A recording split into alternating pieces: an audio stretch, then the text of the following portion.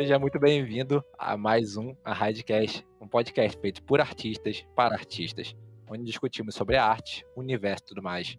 No episódio de hoje, vamos bater um papo sobre rigging, e para esse bate-papo a gente chamou aqui Wesley Schneider, Senior Rig Creature FX na Dineg em Montreal. Eu sou o Júlio de Carvalho. Eu sou o Gabriel Costa. E eu sou o Wesley Schneider. Seja bem-vindo ao podcast, agradeço a sua presença aqui. Você parar um tempinho para falar com a gente, Wesley. Legal, vai ser muito legal falar com vocês, cara. Vou apresentar um pouquinho aqui o Wesley, quem ele é, o que ele faz. Ó, o Wesley trabalhou no Brasil, no mascote da Sadia, foi um dos principais responsáveis por transformar o mascote de 2D para 3D. Trabalhou também com a Magazine Luiza, participou da criação do Tiamat no comercial da Renault D&D, também participou do filme de animação brasileiro Lino. Saindo do Brasil, o Wesley foi lead rigger na MPC de Nova York por 3 anos e atualmente ele está trabalhando na produção dos filmes Venom 2 e Matrix 4. Cara, eu quero spoiler. Tá bom pra vocês, gente? Tá bom? Não sei de nada. Galera, fica ligado que até o fim do podcast a gente vai tirar a informação dele, hein? Morro com as informações. Faz uma introdução aí pra gente da sua carreira, o que você fez, o que você faz, o que você come, o que um rigger faz, cara? A gente faz a introdução aí, como é que você chegou aí trabalhando nessas empresas, trabalhando com essas marcas aí? Legal. Legal, Júlio, Gabriel, vai ser um prazer aqui falar com vocês. Bom, eu sou do interior de São Paulo. Eu vou tentar ser um pouco breve na minha introdução, depois a gente dá uma aprofundada, mas eu nasci no interior de São Paulo, uma cidade chamada Piraju, com 30 mil habitantes, né? E assim, eu fui pego pelo 3D, basicamente, quando eu vi Terminator 2, né? Quando eu vi o T-1000, aquela cena que ele atravessa aquelas grades e aquele metal líquido, eu falei, meu, o que é isso? Pera aí, deixa eu tentar entender o que é isso. Eu tinha, sei lá, 8 anos, 9 anos. Jurassic Park também é outro que me trouxe muito. E Matrix. Matrix foi o que me fez mudar, assim, e falar, não, tá bom, agora fudeu, ferrou, agora é isso que eu vou fazer. Só que todo mundo sabe, todo mundo tem suas dificuldades, né? Então, nessa época também eu tinha dificuldade, eu não sabia como levar isso, até porque até hoje é difícil da gente ver faculdades no Brasil que ensinam esse tipo de coisa.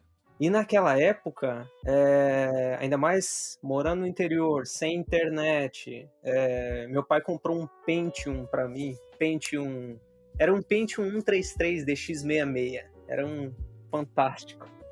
E quando ele comprou isso pra mim, eu tinha 6 anos, eu acho que assim, ele sentiu que aquilo ia ser o futuro naquela época, e ele comprou, e eu acho que isso aí foi uma das coisas que mudou minha vida.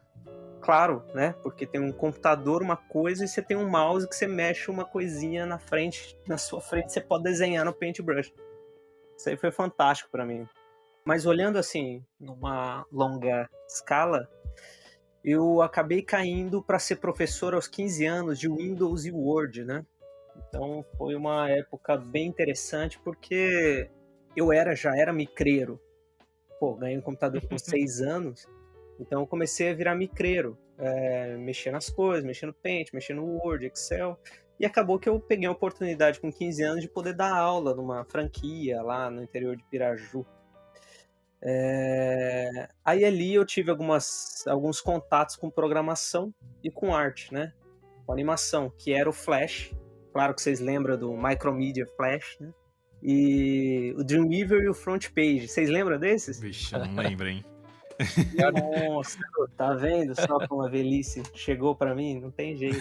E aí, cara, eu comecei a aprender que o web design, eu achava que HTML era uma linguagem de programação, aquela coisa toda. Aí depois eu caí pra Visual Basic, Delphi, ou seja, resumindo tudo, eu comecei a ver que a programação ia ser um caminho que eu ia levar, né, lá com os 16, 17 anos, até que lançou o Matrix, né, que foi em 99, E aí lançou o Matrix, eu vi aquele Nabucodonosor, Sentinelas, né? Aquela coisa de sair da Matrix. Pra mim aquilo foi fantástico, sabe?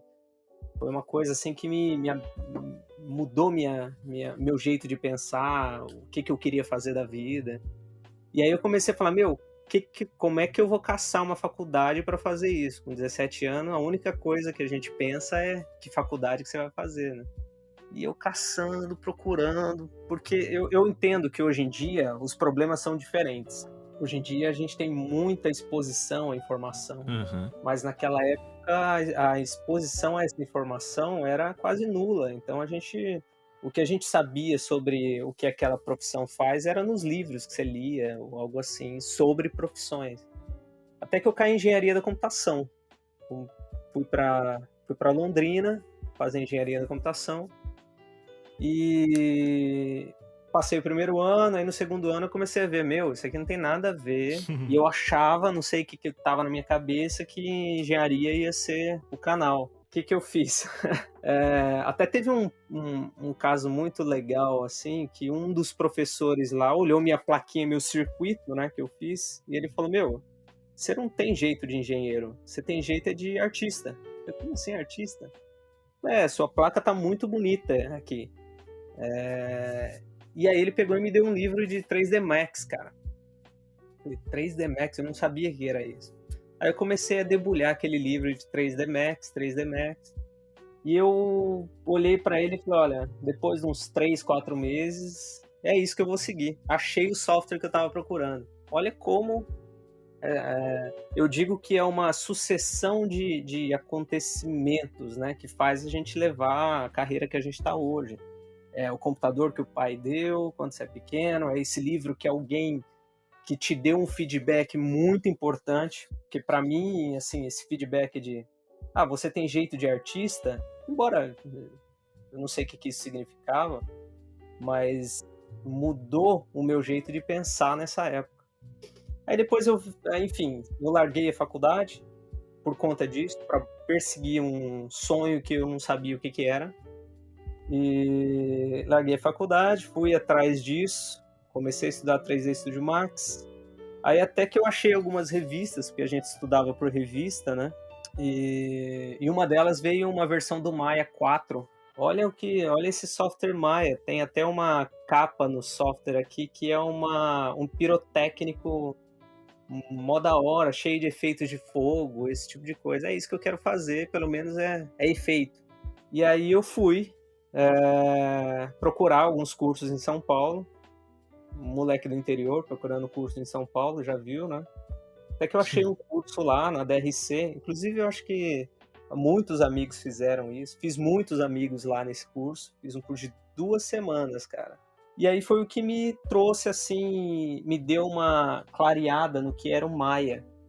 Porque para mim o maior problema do Maya era, eu clico para criar um cubo e o cubo aparece no meio do grid. Por que o cubo tá aparecendo no meio do grid? No Max, pelo menos, eu tenho a opção de escolher onde ele vai aparecer, sabe? As coisinhas que a gente coloca na cabeça. E aí eu conheci o grande professor lá, o Silvio César, que me indicou para alguns lugares, e aí é isso. Aí eu comecei em 2004 minha carreira no estúdio que fazia personagens virtuais, cara. A gente conectava no Motion Builder, num controle remoto. Eu era só um mero espectador, na verdade, nessa época, porque não tinha experiência nenhuma, cheguei de estagiário lá. E o pessoal muito bacana, me ensinou muita coisa lá, fiquei 1 ano, aí até que eu fui para Larutia, conheci o Marcelo Larutia, fiquei 6 anos, fui não supervisor, fui coordenador lá. E aí eu passei alguns momentos mais difíceis, virei freelancer, depois a gente pode tocar mais nesse assunto. E aí até que depois dessa época de freelancer eu acabei movendo para New York, uma oportunidade que apareceu, o Thiago Dias, um grande amigo também. E aí fiquei 3 anos em Nova York trabalhando, minha cabeça explodiu, mudou completamente o jeito que eu pensava das coisas, porque a forma como eu pensava, e aí caí para cá o ano passado em Montreal, na DNEG, explodiu de novo, né? Como é de praxe. E é isso, tamo aí. Cara, acho que o mais surpreendente de tudo é que você saiu de um curso de 2 semanas e já foi indicado para um trabalho. Isso acho que é a parte mais surpreendente da sua história. Pois é, Gabriel. Eu acho que quando você faz as amizades e você toca, esse curso para mim foi minha vida, sabe? Porque eu penso hoje na facilidade que é as coisas. Pois é. Né? E aí eu tive que ir para São Paulo. Um amigo meu, Paulo Vecchia, conseguiu um apartamento para mim ficar, porque eu não tinha como pagar, a gente não era uma família rica nem nada. Ele conseguiu um apartamento para mim ficar por essas 2 semanas. E eu falei, não, eu preciso estar aqui fazendo valer cada centavo que meu pai pagou nesse curso. Pô, imagina, a pessoa precisar ir pra outra cidade pra aprender o negócio. Imagina, acho que assim, devia, não menosprezando, mas acho que devia na época ser mais fácil arranjar emprego, porque tinha pouca gente sabendo mexer no software, assim, acho que a demanda acabava sendo maior. Exatamente. Concordo com você, Gabriel, nisso, porque, assim, por mais que hoje em dia tem muito tutorial, né, e a gente é bombardeado com tutoriais e coisas de última geração, né, Maias que estão nos tutoriais hoje em dia é Maia 2020, sabe, então você clica na opção, a opção está lá, né, diferente de antigamente, que você clica na opção, já não é mais aquela versão, já não é mais aquilo, e só que hoje em dia, por essa facilidade de informação, a competitividade é muito maior. Consequentemente, a qualidade das coisas é muito maior também, né? Eu fui contratado para estagiário, só que quando o pessoal olhava o meu portfólio, era, sei lá, um render de uma Coca-Cola que eu modelei, uma garrafa de Coca, né? Um render de um copo de cristal que eu modelei, sabe? Então, assim, vai tentar arrumar um emprego hoje em dia com os renderzinhos Seu deles. portfólio de antes é igual ao meu de hoje em dia. Não. Tenho certeza que não, viu? Acho que eu vou ir pra São Paulo tentar alguma coisa também. Você falou uma coisa aí que hoje em dia a gente abre o software, tem tutorial em vídeo no site, né? Você clica lá pra aprender a ferramenta. Antigamente só tinha o manual do software. Então, assim, o manual vinha escrito, boa sorte. Você pegava o software, baixava ele, aquela versão estudante, cara, pegava o manual em inglês, só tinha inglês e se vira, entendeu? Pra saber como aquilo funcionava e virava um modelo, você tinha que ficar igual um louco. Mas é isso mesmo, cara. A gente, eu acho que um dos benefícios das coisas serem tão difíceis é que você bate a cabeça de uma outra forma para tentar trazer aquilo, para tentar colocar aquilo na sua cabeça. E é exatamente aí, Gabriel, que entra o porquê do rigging. Porque assim, na minha carreira, eu era generalista, né? Eu modelava, fazia as coisas, porque eu aprendi, assim, o curso era um curso de Maya, mas um curso de generalista. Nesse primeiro estúdio que eu trabalhei, eram caras, inclusive os caras estão aí até hoje, são gente boa pra caramba. E nesse primeiro, eu mexia com Dynamics. Olha, hoje em dia a gente fala simulação, esse tipo de coisa, mas naquela época era Dynamics, sabe? Porque no Maya tinha opção de Dynamics, aquela coisa toda. E isso trouxe algumas coisas para mim de entender. Ah, tá, então eu sei modelar, eu sei mexer com dinâmica, eu sei texturizar, sei abrir o V, pum, sou generalista. Pronto, é isso. Essa vai ser a minha vida. Até porque dentro do 3D, né? Tem tantas áreas só dentro do 3D, sem contar comp, sem contar Houdini ou outra coisa, que o Houdini também é 3D, mas só dentro do 3D tem tantas áreas que você tem que se achar ali dentro também. Sim, cara. Verdade, isso é muito complicado até, pra quem tá começando igual eu, assim, falar, meu Deus, o que eu vou fazer? Afinal, o que é um rigger? Porque eu tive aqui com a outra convidada, e na minha cabeça antes, quando eu sei um pouco de 3D, né, que eu uso 3D pra ilustração, eu achava que o rigger era o animador e que o animador era o rigger. Eu vou explicar.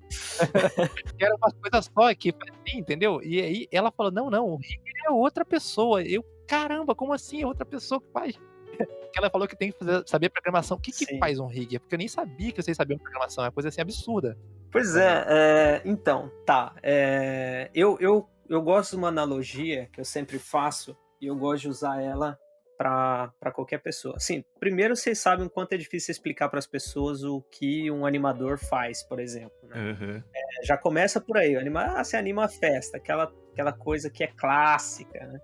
O ato do rigger, se você procurar, por exemplo, o que é um rigger, ele é um cara que resolve tecnicamente as coisas. Então, por exemplo, um rigger de um set de filmagem é um cara que resolve tecnicamente o setup da câmera, o setup das luzes, não a posição em si, mas como aquilo vai ser construído.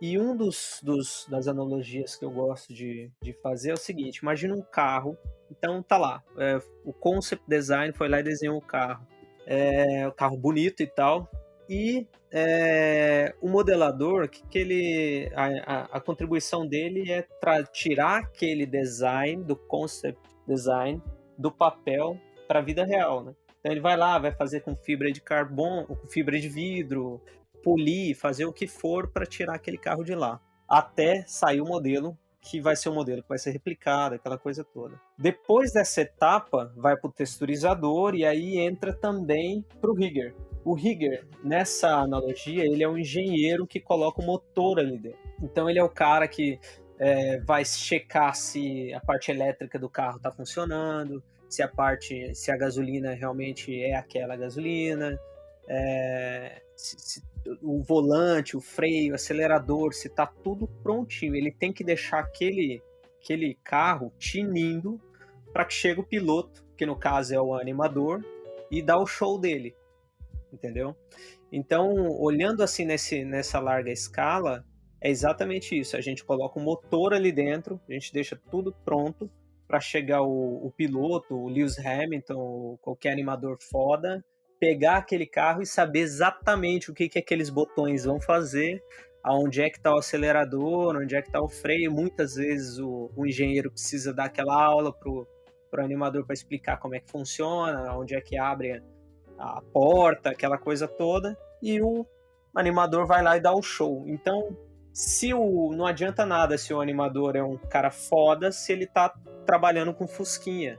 E também não adianta nada ser uma Ferrari se o piloto ainda é só um piloto de testes e não um Lewis Hamilton da vida. Entendeu a analogia? Sim. É que na minha cabeça, acho que é na cabeça de todo mundo, assim, que é leigo nessa parte de rig em animação, acabava pensando como o Júlio, assim, que o animador fazia o rigging, porque na minha cabeça, assim, o que eu sei do básico é colocar o esqueletinho lá e ir mexendo. E na minha cabeça é isso, o rig, assim, sei lá, do King Kong, eu acho que é aquele forma A, assim, sabe? Aquele rig que tem 4 pauzinhos. Só que não é assim. Como é essa complexidade, assim, do rigging real, assim? O que ele tem, assim, de tão, assim, vamos falar assim, complexo pra ter um setor só dele? Entendi. Então tá. Essa é uma bela de uma pergunta, Gabriel. Porque o ponto é o seguinte.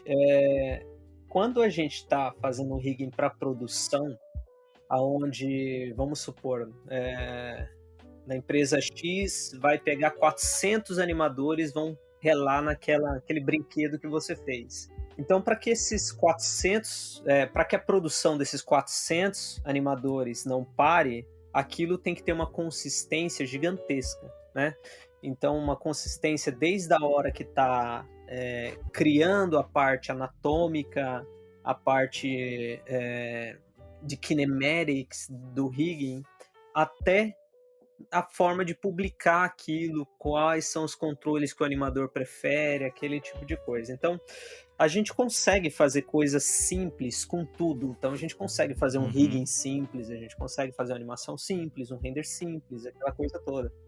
Agora, quando a gente entra num nível de produção complexo e alto, onde tantas pessoas vão pegar, onde depois de você, antes de você, veio um exército, depois de você vai outro exército de pessoas, então você tem que tentar manter a consistência daquele produto, né? Então eu acho que esse é o maior fator.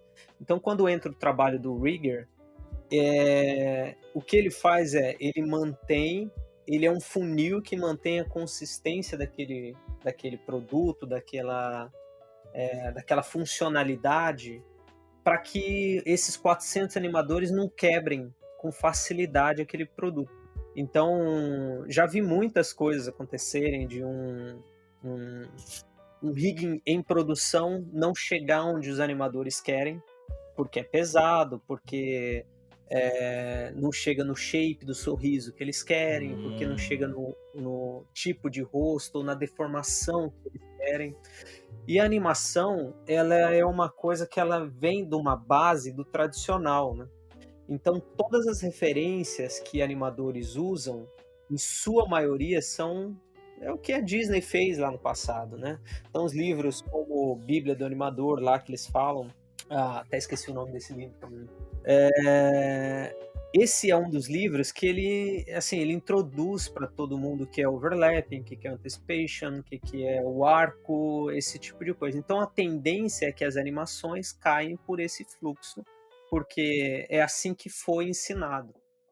O Animation Mentor está aí para isso, alguns outros cursos. Então, todo o processo do rigging precisa dar suporte ao que o animador quer fazer. Então, a gente vê aí alguns tipos de animação, que é aqueles quando puxa o personagem, estica, faz aqueles mirror, sabe? Quando ele olha para o lado, dá aquela esticada, aquele squash, stretch, olhando para o outro lado e tal. Isso no 2D, o que você está fazendo ali, claro que você tem que ter toda uma técnica de desenho e tudo, mas essencialmente o que você está fazendo, você está desenhando, você não está colocando osso lá dentro, você não está fazendo nada demais. Claro que é muito mais difícil de mudar, né? Agora, a gente como rigger, a gente precisa dar essa possibilidade pro animador para que ele faça o que ele quiser com aquele personagem. Então, assim, personagens pequenos, eu tô falando no âmbito de cartoon, e também personagens gigantes, grandes, como, sei lá, você comentou do Godzilla, do King Kong aí. Ali tem tantas outras dificuldades ali dentro, porque, por exemplo, dentro de um rigging de uma mão, vamos colocar uma mão do King Kong, ali dentro tem músculo, ali dentro tem osso, ali dentro tem a parte do skin sliding, que é a parte que faz a compressão, que faz aquele slidingzinho, que faz a diferença entre quando você olha para aquele rigging e você fala, isso aí tá, sei lá, tá estranho, mas eu não sei o que é. Aí quando você olha algo mais realista, você fala, isso aí funcionou. Mas a gente não consegue entender onde é que tá o ponto. E o ponto é trazer o realismo da forma como é a vida real, né? A gente aprendeu muito isso no Avatar, cara. O Avatar foi o filme que introduziu o sistema de tissue, né? Que é os dos tecidos e tal, que é fazer o músculo dentro do corpo, dentro de uma etapa de rigging, porque também isso, se a gente for separar, isso é CFX rigging, que também está dentro do rigging, e eles introduziram isso pra gente. Então, se você for olhar nos making-offs de Avatar, você vai ver que tem muita coisa de tecnologia nova, que é o que se usa hoje em dia em qualquer lugar. Mas naquela época, em 2009, colocar um músculo dentro de 3D era uma coisa assim do tipo, sei lá, isso é fancy demais, é de outro mundo. Mas hoje em dia essa é a produção de qualquer grande estúdio. Pra quem tá ouvindo esse podcast aqui, um jovem que vai chegar na mãe dele e falar, mamãe, quero ser rigger. Isso é uma profissão que tem muita demanda? Ou assim, por exemplo, existe um gap ali, um espaço entre você aprender, entre vocês ter uma experiência muito grande até você conseguir um emprego, conseguir freela, conseguir essas coisas. Como é que é pra rigger? É um emprego assim que dá pra ser rigger desde cedo, ou você tem que ser um generalista e depois você ir caçando ali oportunidades de rigger? Como é que é? Tá. Aí, Gabriel, eu acho que a gente entra numa seara boa de debate também, que eu penso assim, aqui fora, por exemplo, aqui em Montreal, ou em Nova York, ou qualquer outro lugar, existem os grandes centros como a Gnomon, como sei lá, Lost Boys, ou qualquer outro assim, que são centros que basicamente são faculdades, né? E nessas faculdades, essa galera sai desses lugares já com essa ideia, eu vou ser rigger, eu vou trampar na área de creature, eu vou trampar em FX, porque eles já saem dessa escola que são com essa ideia. Só que na parte de rigging, você pode até sair da escola com essa ideia, mas você vai ter que entender muitos outros processos para você falar assim, não, tá bom, agora eu sou um rigger. Então pensa assim, o rigger ele é a ponte entre a animação e entre a parte técnica, super técnica, programação e tal, e a parte artística. Então, quem fica no meio dessas duas forças, que são gigantescas dentro de uma produção, são os riggers. No entanto, que uma produção, por exemplo, que tem 120 animadores, geralmente tem uns 4, 5 riggers. Nossa! Caramba! Cara. É absurdo. O pessoal da animação fica 6 meses esperando os 4 riggers terminar de rigar tudo. Por isso que o filme demora tanto pra sair, galera. Vamos contratar mais rigger aí, caramba. Achamos o funil, é esse? Os caras colocam o Wesley e mais 2 estagiários lá pra rigar a Venom, aí não dá, gente. Tá, agora deixa eu explicar o porquê. Quando você pega quando você é animador, você está animando o shot, né? Então você está animando por segundos do filme. Já o rigger, o que ele faz, ele participa da pré-produção do filme. Então ele não é na pós-produção e nem na produção, ele é na pré. Então a pré-produção envolve design, envolve modelagem, também envolve a etapa de rigging. Quando o time de rigging está trabalhando num filme, o time de animação está ralando em outro filme.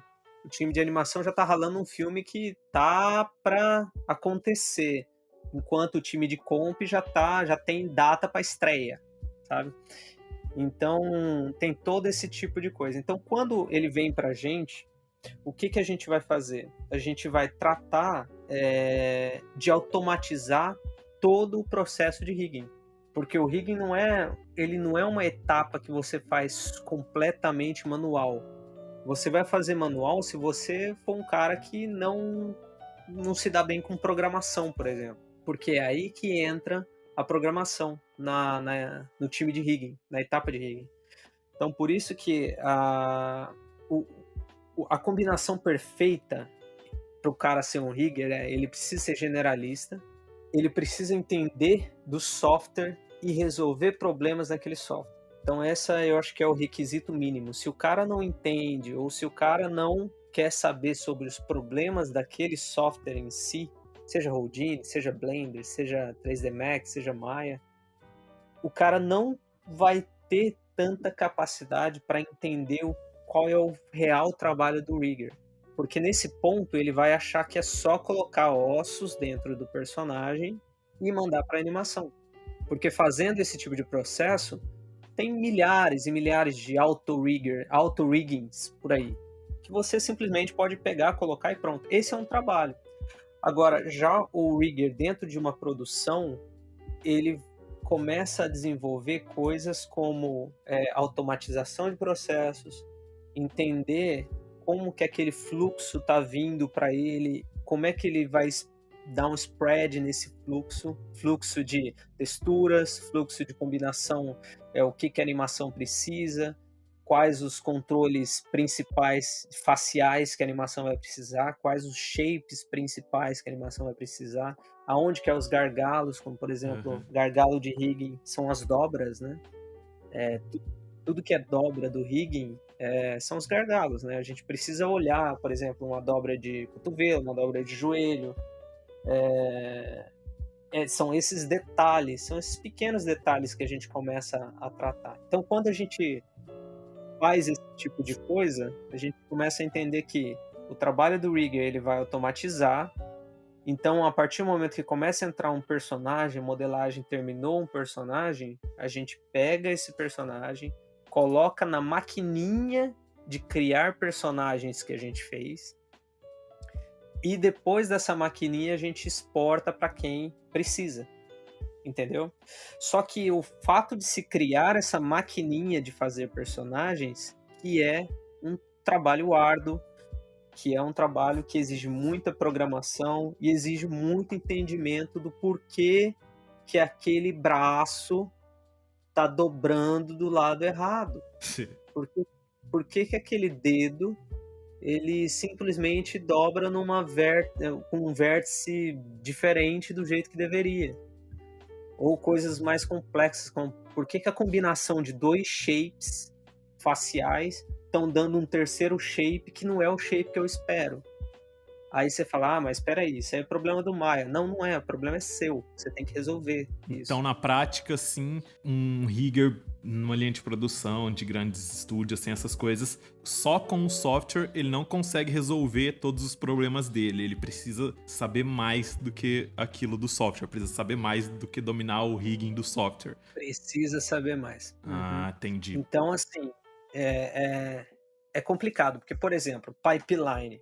Tá? Pipeline é uma coisa, quando você olha muitos caras que têm o título de Pipe TD, né, que são os Technical Directors de Pipeline, esses caras são caras proficientes em programação. Então, essa galera que você fala assim, olha, essa turma, não é que eles fazem a pipe em si, mas eles resolvem coisas relacionadas à pipe. Então, coisas que trazem conexões entre exportar um Alembic para o Houdini, ou exportar uma mesh que sai do Houdini para que ele vai para um visualizator, para o diretor de animação olhar sem precisar abrir o Maya, sabe? Esses caras de pipe são os caras que fazem isso. Já o rigger, ele tem que flertar com esses caras, no bom sentido, é claro. E aí, gato? Passa aquele arquivo. Passa aquele código lá. Ele tem que flertar com o conhecimento desses caras e também flertar com o conhecimento do animador.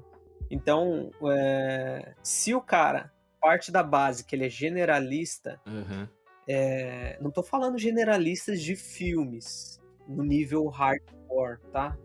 Porque aí já envolve, o cara tem que saber deep, softwares como Clarice, como ZBrush, como, sei lá, desde o Nuke. O cara é um generalista, né? Só que ele é generalista em level hard. Ele faz, que nem conversando com um amigo aqui na Edneg também, ele fala, a gente é generalista, a gente não faz nada bonito, mas a gente faz consistente.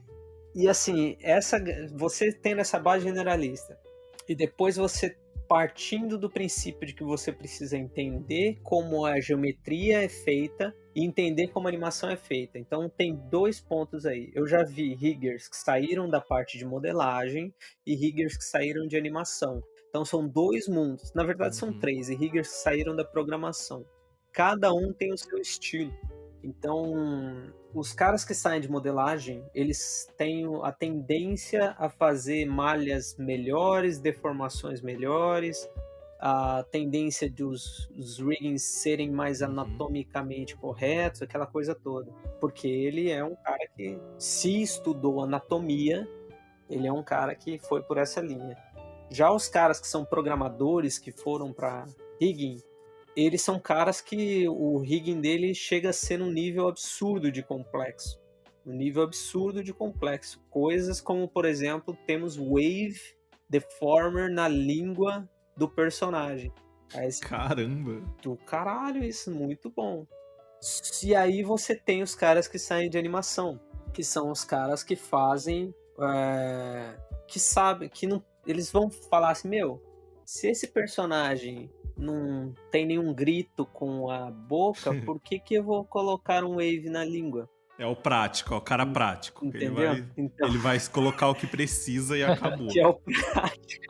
Ele vai colocar o que precisa e a funcionalidade daquilo, geralmente bate 80%, 90% do que o produto precisa. Então, assim, são 3 áreas. Eu vi que isso precisa em produções grandes dos 3 tipos, porque os caras geralmente ficam mais perto dos animadores, que geralmente são os supervisors, os leads, eles têm a tendência de terem vindo do setor de animação. Já os caras que ficam mais perto de modelagem são os que fazem mais monstros, os que fazem mais coisas que vão também para o lado de CFX.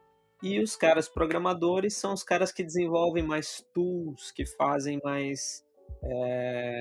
facilitam a vida da equipe, entendeu? Então, só para deixar, assim, não sei se ficou claro. Ficou. Não fazia ideia dessas coisas. Da onde vem o rigging até as variações do rigger que tem, né? Aí tem outras coisas mais, que é o CFX mesmo. Explica pra gente a diferença entre o rigging e o CFX. O que é isso? Então tá, a parte de rigging e CFX, então pensa assim, CFX é tudo que envolve simulação de personagem, no entanto que CFX geralmente é Creature Effects, né? Visual Effects. São os efeitos relacionados àquela criatura. Já o rigging, ele é toda essa etapa que eu te falei, que é a parte mais para animação. Então, por exemplo, a parte de CFX, ela entra como um tech-end, como um pós-shot, talvez, que é uma coisa que é o seguinte: a gente tem um rigging, o rigging entrega para a animação faz todos os paranauê deles, e eles exportam depois de aprovado, e aí cai pro cara do CFX, do time de criatura. Que é o quê? Ele vai colocar músculos quando precisa. Então tudo isso é uma pós, né? Ele vai colocar músculo, ele vai simular pele, ele vai simular roupa. Roupa é uma coisa, cara, que simula demais, se usa demais em produções. Porque além de criaturas, né, além de monstros que usam roupas ou não, ou barba, ou cabelo, ou bigode, ou cordas, que seja, também esses caras precisam de simular roupas de personagem de digital doubles, né? Então, às vezes tem um ator lá que ele tá lutando e aí precisa de ter... A roupa dele precisa agir exatamente igual a roupa do cara.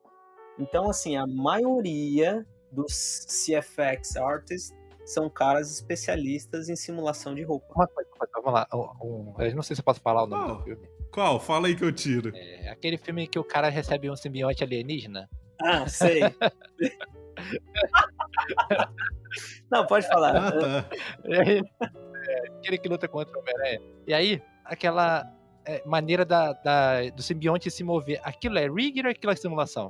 É uma boa. Aquilo é uma mistura dos dois. Então, o rigging, ele faz a base das coisas.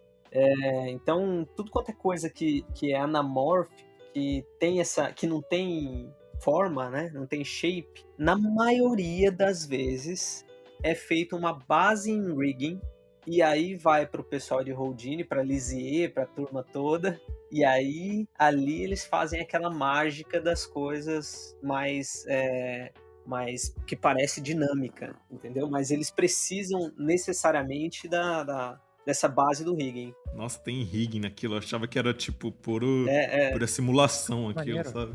E você quer saber, Gabriel?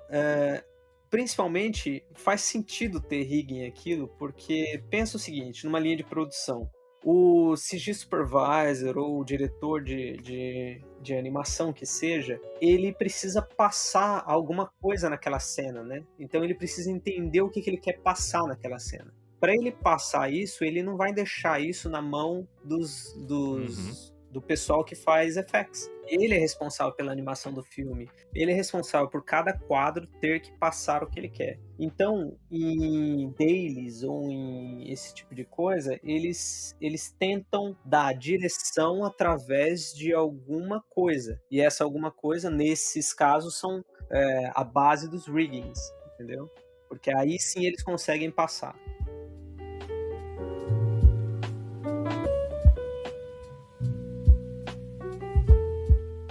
Você trabalhou aqui durante algum tempo, né? Na indústria na publicidade. Trabalhando com publicidade, animação, né?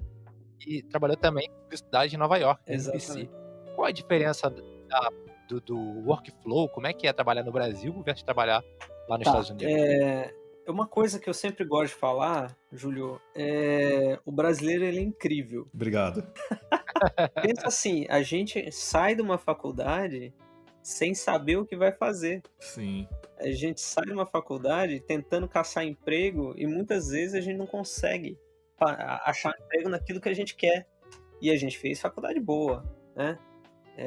Muitos não têm faculdade, como eu não tenho faculdade. E aí, quando se depara numa produção, o brasileiro, o que ele pensa? Ele quer fazer do jeito mais foda possível, aquela coisa toda. Só que em alguns momentos ele esquece de algumas etapas, que é a etapa de organização. essa etapa de organização é o que os gringos são feras. Então, se a gente for colocar, os brasileiros são feras em criatividade, em desenvolvimento, em proatividade, só que a gente não se organiza do jeito que deveria se organizar. Mais de um exemplo, dá um exemplo pra gente de Tá, por exemplo, a pipeline brasileira. E muitas vezes a gente recebe um personagem, só que ele tá aprovado até os 45 do segundo tempo. Uhum. Depois nos 46, mudou. E o que mudou, sei lá, agora ele tem 4 dedos ao invés de 3. Aí você fala, peraí. 4 dedos? Nós vamos ter que voltar lá na etapa de modelagem para fazer essa alteração, sabe? Caraca. E muitas vezes alguém precisa barrar essas alterações de uma forma coerente, né? Só que no Brasil a gente tem medo de fazer alteração, perder a conta, passar para outro estúdio, aquela coisa toda. Fora coisas como, por exemplo, trabalhar de final de semana, trabalhar tantas horas a mais de trabalho por dia para tentar entregar uma coisa que vai ser alterada anyways, sabe? Então, toda essa parte de schedule, de tentar entender qual tipo de profissional que vai precisar, que também é muito importante, cara. O cara que faz o casting dos profissionais. Se você pega um cara que é entusiasta, mas ele não é modelador, mas ele é um cara que vai contribuir na modelagem, é uma coisa. Agora, quando você pega esse cara e traz ele para modelagem e ele não é modelador, a tendência é que não dê certo, né? Então, a mesma coisa acontece em qualquer área, mas a diferença que eu vejo entre isso é a capacidade que eles têm de se organizar e de entender que isso é demorado, que, por exemplo, fazer um rigging não é uma etapa simples, que fazer uma animação precisa de tanto tempo, que não tem como dar um jeitinho. Não tem. Então os caras não ficam pedindo jeitinho. Se você fala um prazo, os caras vão, beleza, ok, é isso. Agora, tem um outro lado também. Não entrega para ver, né? Você vai tomar consequências graves. Então, eles tratam as pessoas de uma forma muito profissional, pelo que eu vejo. Por exemplo, a diferença de Nova York para cá, que é advertising de alta qualidade lá e filmes aqui. Eu não vejo diferença entre os dois em termos de asset, em termos de processos, esse tipo de coisa. O que é aqui, a diferença em filme é que você trabalha em mais coisas, porque tem muito mais shots no filme. Mas a qualidade das coisas é a mesma. Já no Brasil, a gente já tenta trazer qualidades, né? Tem muitos estúdios feras no Brasil que tentam trazer qualidade e tal. Não sei como muitos atualmente, porque eu já estou fora do mercado brasileiro já tem, sei lá, 5 anos. Mas na minha época, a organização era um ponto bem preocupante, sabe? Você falou uma coisa aí que aqui a gente tem um medo, isso é um medo realmente de perder o cliente. Quando a gente fala, pô, dá pra tirar esse dedo, vai ter que voltar pra modelagem. Como que não perde o cliente fazendo isso? Então, é um bom ponto, mas eu acho que isso não é... Se a gente for voltar lá atrás, não é um estúdio que vai fazer isso. Porque esse estúdio vai acabar perdendo clientes e mais clientes e vai acabar sucumbindo, né? O negócio é a mentalidade desses estúdios. Então, por exemplo, eu já vi aqui, os estúdios eles se conversam. Então é um primeiro ponto. Eu não sei até quanto isso é bom, eu não sei até quanto isso é mal, porque consequentemente os salários em Montreal não são dos melhores. Talvez pela conversa, não sei como é. Mas o ponto existe de alguma forma uma não é sociedade que fala, um sindicato de alguma forma, que não é um sindicato, ele é meio um sindicato velado, mas ele põe algumas diretrizes para os artistas seguirem. Então, não sei se você lembra, lá em 2014, na época do Life of Pi, você lembra disso? 2013? 2013. Foi a greve? A greve, exatamente. porque basicamente o diretor subiu lá e falou, meu, isso aí é fácil fazer, não sei o quê, e Nossa. não deu o devido crédito de um filme que foi 80% em green screen. O Andy Serkis também, numa outra leva, ele falou, os artistas de 3D só têm o trabalho de copiar exatamente o que eu faço. Nossa senhora. É só esse o trabalho deles. Pensa o quanto que isso não pegou mal. É claro que ele se redimiu e tal, mas as coisas acontecem, né? E eu não sei, essa pergunta sua, Júlio, eu sinceramente eu não sei, mas eu acho que deveria partir do âmbito de educar o cliente. Agora, como fazer? Isso é difícil. É difícil. Isso é difícil. Você trabalhou como rigging cartoon e agora tá fazendo rigging para VFX. Isso.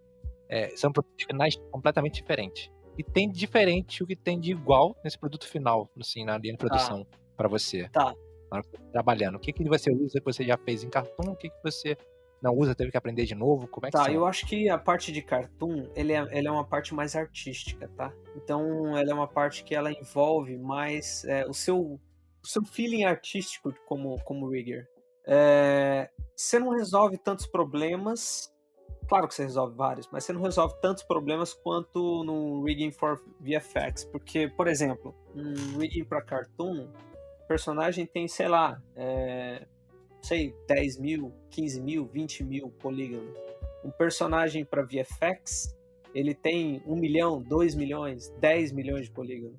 Então, a forma como a gente trata a informação que vem de um e do outro é bem diferente. Então, a forma como a gente trata deformadores, você não consegue pegar a coluna de um rigging de VFX e esticar ela, por exemplo.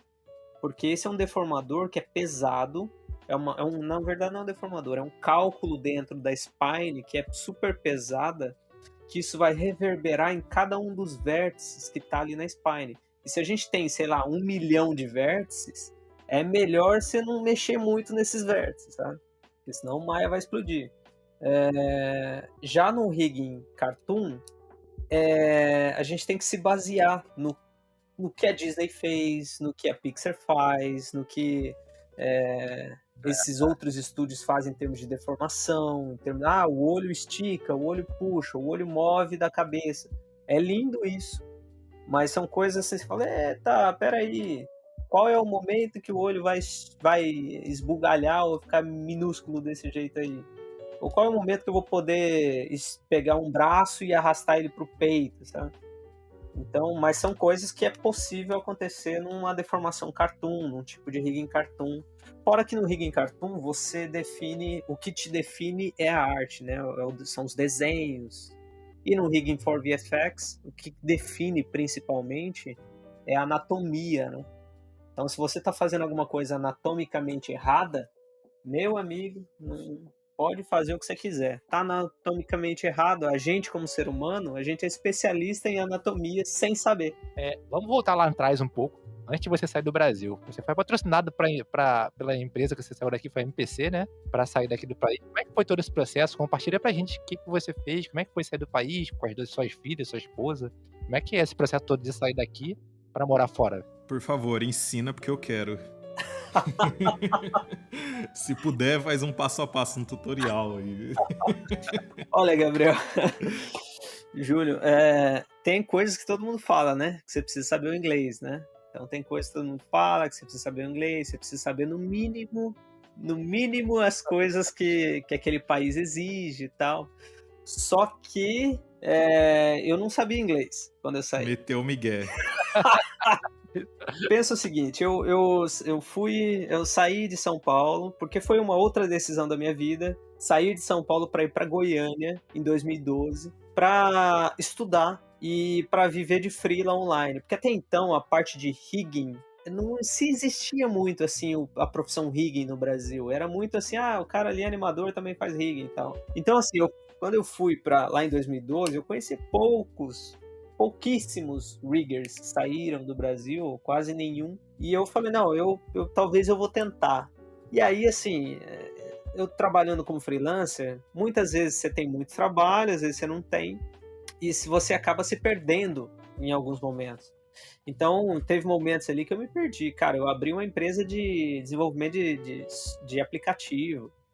Eu fiz 4 games em Unity, sabe? Eu fui assim, usando minha vontade para fazer outras coisas também em alguns meses que eu não tinha trabalho. E aí até que eu entrei, fiz o Lino, né? Pessoal Super 10. E aí eu acabei cuidando de um personagem importante deles lá, que é o vilão. E muita coisa aconteceu, assim. Então eu fiz outros personagens também, até que o Thiago Dias, um grande amigo, falou para mim, olha, tô aqui na NPC e a gente vai precisar de um rigger aqui. Eu falei, não, Thiago, desencana, eu não sei inglês e eu tô de boa aqui. Eu acho que minha vida para sair para fora já foi. Isso era 2016, tá? Eu já tinha tirado da minha cabeça que eu ia sair. Porque, querendo ou não, em 2010 eu tive minha primeira filha, em 2014 a segunda, com 2 filhas. Morando perto da família da minha esposa, lá em Goiânia. Tava fazendo uma grana ok, tava de boa. Tinha uma empresa de aplicativos que tava gerando lucro também. Então tava indo bem. Aí eu pensei assim, não, tá bom, minha vida é essa. Eu passei, sabe, 3D foi um sonho de verão. E aí foi isso, cara. Até que o Thiago comentou novamente, eu falei, tá bom, vamos fazer essa entrevista aí. Eu fiz a primeira entrevista. Não falei um A, porque eu não entendi nada. Falei, não entendi porra nenhuma. Me perguntaram só se eu sabia fazer scripting em Python, falei que sabia. E aí pediram meu portfólio. Aí o Thiago, nessa época, ele falou, olha, eu sei do quanto você é bom, porque ele já tinha trabalhado comigo, a gente já trabalhou na Vetor Zero, né? Ele era um cara muito foda já. E aí ele falou, eu sei quanto você é bom, e eu posso falar pra eles aqui que você é um cara bom e que vai aprender inglês pra caramba até quando o visto sair, né? Aí beleza, eu fiz uma segunda entrevista, eu já tava um pouquinho melhor no inglês, fiz intensivos de inglês pra caramba, sabe? E aí nessa segunda entrevista, quem tava me entrevistando lá, que foi algumas coisas mais técnicas e tal, já falou, olha, tá bom, a gente vai te ajudar no inglês aqui, a gente prefere te ajudar no inglês do que ajudar alguém que saiba o que você sabe. Aí eu falei, pô... Aí sim, hein? Carteirada, toma. E aí eu penso o seguinte, foi por uma sucessão de coisas, uma sucessão de eles estarem precisando lá, eles falaram, olha, mas primeiro a gente precisa fazer 2 ou 3 freelas, se não me engano. Eu fiz os freelas com eles, online, e rolou muito legal. Então aí, com essa carteirada que eles deram, falei, beleza, tá bom. Falei pra Nelly, né, minha esposa, que me ajuda demais, me ajudou demais nessas coisas, porque ela era bancária, tinha 15 anos de banco, sabe? Vida feita e tal, e em muitos momentos eu falei assim, não, vamos fazer o seguinte, você trabalha e eu cuido da casa. Nossa, eu queria... Sonho de todo artista, é isso. Pois exatamente, eu fico aqui estudando Python ou qualquer coisa, você trabalha lá e tal, mas aí ela me apoiou, sabe? Falou, se você quiser ir, vambora, vamos passar uma temporada lá e vamos ver como é que é. E aí, assim, ajudou muito alguns projetos que eu trabalhei terem ganho prêmios no Brasil, porque aí esses prêmios são bem importantes na hora de você fazer o pedido do visto, né? Que a empresa patrocina, faz o pedido do visto, mas até o momento que você tem que provar o porquê você é bom, tem que pegar carta com amigos, com gente que tem que ter cargo alto, sabe? Então aí, assim, muitos amigos me ajudaram, muita gente que eu trabalhei, né? Fiz muitos amigos na indústria em termos de donos de estúdio, essa coisa toda. Então tudo isso ajudou. Aí eu cheguei lá no estúdio, lá em Nova York, foi muito legal. As primeiras reuniões eu só falava aham, porque eu não entendia porra nenhuma. Yes. Vai ter um personagem aí de 21 olhos. Facinho, pode mandar. Sure, yes, come on. Of course. E foi isso, cara. Aí eu estudei inglês, hoje em dia eu digo assim, meu inglês não é perfeito, mas quando a gente vê o quanto dessas empresas preferem a arte do cara do que o poder de comunicação deles, você fica maluco, sabe? Então assim, o inglês é super importante, porque é essencial, eu diria, mas em alguns casos o portfólio ainda vale mais, entendeu? Então esse é um ponto que eu olhei para mim assim para trás e falei, meu, tá aí, você faz um portfólio foda, onde numa área que poucos conhecem e deu certo. E aí é isso. Seu portfólio fala por você, né? O portfólio fala por você, independente se você tem faculdade ou não, independente se você tem inglês ou não, entendeu? Então, são pontos que, é claro, eu não recomendo para ninguém não fazer faculdade, não recomendo para ninguém não ter o inglês, porque tem que ter. Eu sofri pra caramba, cara. Sofri pra caramba, ao ponto de, sei lá, nas primeiras vezes eu não sabia comprar roupa e perguntar o size do meu sapato, sabe? O cara perguntava, meu, não, desencana, não vou comprar nada não. Pegava e saía da loja, né? E embora com um sapato de salto, dá nada, já tá aqui mesmo. Né? Vou usar mesmo, tô nem aí. Mas é os perrengues, cara. E assim, e você pegar. Por isso que você tem que ter uma pessoa forte do teu lado, se você é casado, claro, namorado, sei lá. Ou se é solteiro, nesse ponto melhor ainda, mas com uma esposa que já estava 15 anos no mercado, no banco, trabalhando. Wesley, se você é solteiro, o Wesley é casado, acabou de falar, se você é solteiro, melhor ainda. Tem alguém que vai dormir no sofá. Pode deixar que eu salvo você, Wesley, eu tiro essa parte. Vou colocar, se você é casado, melhor ainda. Se você é casado e tem 2 filhas, melhor ainda. Porque todo mundo vai ter dó de você. Pô, você é casado? Pô, você tem 2 filhas. Vai dormir no sofá hoje. Mas é bem por aí mesmo, cara. Assim, pegar. A pessoa tem que estar em sintonia com você e vambora, sabe? Porque no primeiro momento. Cara, essa é uma aventura, assim, que eu iria sem pensar 2 vezes. E vale, viu, velho? Vale muito, muito, muito. Você cai no local, nova cultura, você sai da sua cultura, tenta outros Ganhar jeitos. em dólar, nossa. Opa, esse aí. Mas é difícil. Por outro lado, você tá longe da sua família, seus pais estão envelhecendo. Suas filhas não estão junto com as priminhas ali, aquela coisa toda. Mas aí é papo de bar, sabe?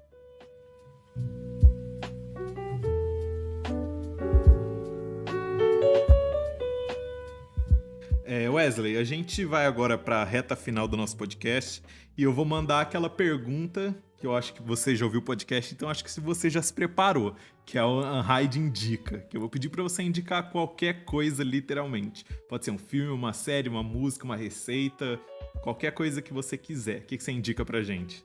Maravilha. Cara, eu acho que eu indico um livro que é muito legal, que está me ajudando muito em muita coisa nos meus estudos, que é o Anatomy for Sculptors, tá? Então esse livro ele é muito bom, ele trata a anatomia do ser humano, seja facial, seja corporal, de uma forma bem interessante, que não é aquela coisa maçante de anatomia, de livros de universidade, medicina e tal. Então eu acho que é bem legal, assim, é uma parada bem...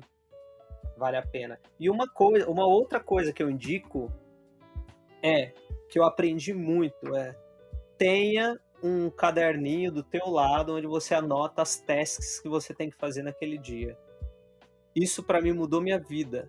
Então eu acho que independente do tipo de task, sabe? Mas essa organização de você poder simplesmente ir ali e fazer um tiquezinho do que você já fez no seu dia. Sim, nossa, é ótimo. Nossa, isso é uma satisfação muito grande daquele tiquezinho que você dá, as novas tasks suas, o quanto você se organiza para pro seu futuro, pro seu próximo dia, sabe? Sim.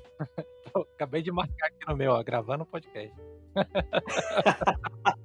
Aqui na frente. O melhor de tudo é quando você já coloca tudo que você tem que fazer no dia logo de manhã e, sei lá, das 6 horas você já fez tudo e você fala, posso ficar olhando pra parede que meu dia foi produtivo já. Não posso fazer mais nada. Pelo contrário, Gabriel, das 6 horas eu fiz 2.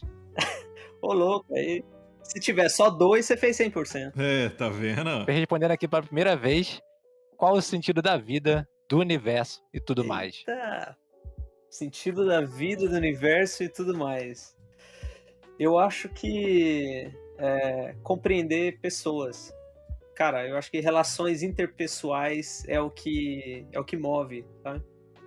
Então, as decisões que você toma são relacionadas e voltadas para as pessoas que vêm e vão na sua carreira, na sua vida. Eu, por exemplo, atualmente eu ajudo alguns amigos que estão começando na área e eu falo, eu tô mentorando alguém para ajudar, porque se alguém tivesse feito isso comigo no passado, com certeza ia ser muito melhor. Então, essas relações interpessoais, de você entender que aquela pessoa que tá ali, que tá começando, ela vai ser um grande cara porque ele tá com sede, é fundamental para mim, sabe? É muito legal. Então, eu diria as relações interpessoais. Vai chover de notificação pra ser seu amigo agora. Você foi falar que tá ajudando agora? Bora adicionar o Ed. Né? Ué, muito obrigado por aceitar participar, cara. Foi bem maneiro. É a coisa que a gente não conhecia aqui. A gente não conhecia ninguém que era rigger. E foi bem legal, porque a gente tirou bastante dúvidas sobre a profissão, que era um mistério total. Pra todo mundo aqui era um mistério total. Animal, Júlio. Muito feliz, cara, ter ajudado vocês aí nessa profissão que até hoje é um mistério pros meus pais. Pra todo mundo que é artista digital, né? Só mexe no computador. Sim, exatamente. Meu filho é designer. É isso. Designer. É isso, tá aí uma boa. Designer. É legal quando alguém quebra o computador em casa e fala, Wesley, chega aqui rapidinho. Ah, meu amigo, quantos modems eu já arrumei, só resetando. É isso aí, é exatamente isso. Galera, a gente teve aqui o Wesley, agradeço muito a participação dele, espero que vocês tenham gostado. Esse foi mais uma Hardcast. Tchau, tchau. Falou, galera. Valeu, galera, falou.